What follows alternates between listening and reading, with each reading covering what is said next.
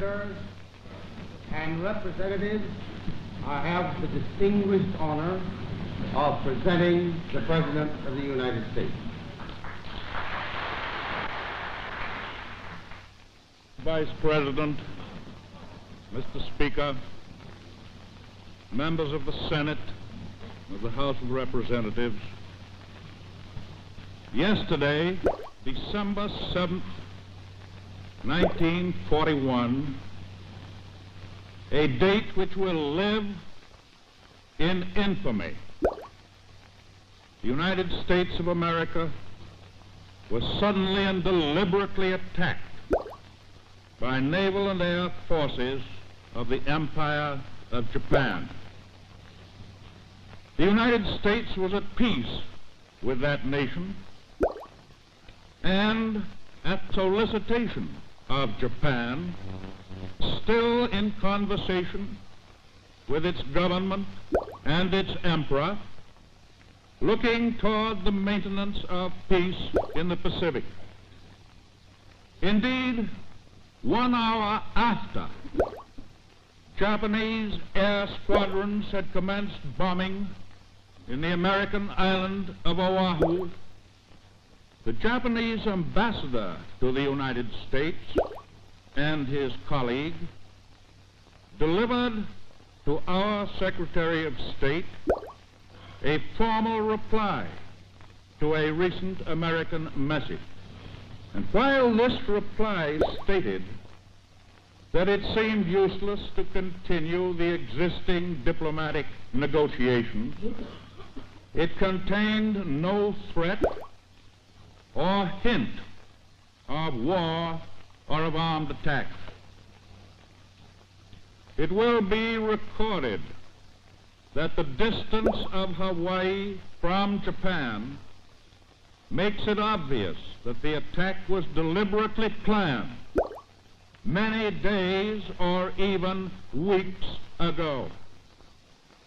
During the intervening time, the Japanese government has deliberately sought to deceive the United States by false statements and expressions of hope for continued peace. The attack yesterday on the Hawaiian Islands has caused severe damage to American naval and military forces. I regret to tell you that very many American lives have been lost. In addition, American ships have been reported torpedoed on the high seas between San Francisco and Honolulu. Yesterday, the Japanese government also launched an attack against Malaya.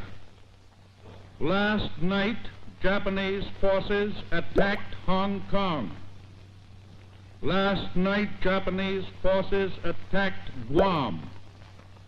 Last night, Japanese forces attacked the Philippine Islands. Last night, the Japanese attacked Wake Island. And this morning, the Japanese attacked Midway Island. Japan has therefore undertaken a surprise offensive extending throughout the Pacific area. The facts of yesterday and today speak for themselves. The people of the United States have already formed their opinions and well understand the implications to the very life and safety of our nation. As Commander-in-Chief of the Army and Navy, I have directed that all measures be taken for our defense, but always will our whole nation remember the character of the onslaught against us.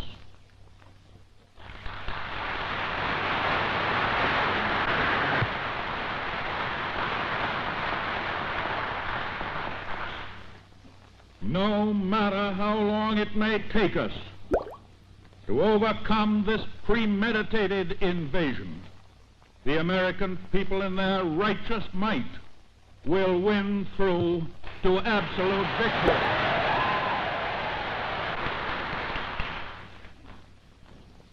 I believe that I interpret the will of the Congress and of the people when I assert that we will not only defend ourselves to the uttermost, but will make it very certain that this form of treachery shall never again endanger us.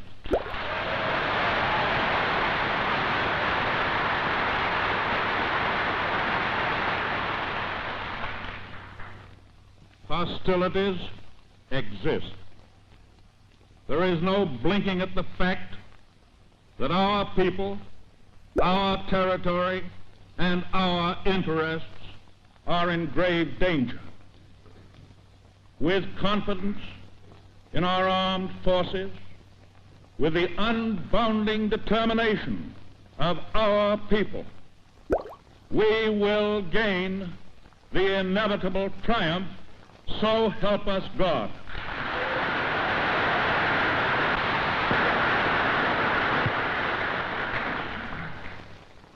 I ask that the Congress declare that since the unprovoked and dastardly attack by Japan on Sunday, December 7th, 1941, a state of war has existed between the United States and the Japanese Empire.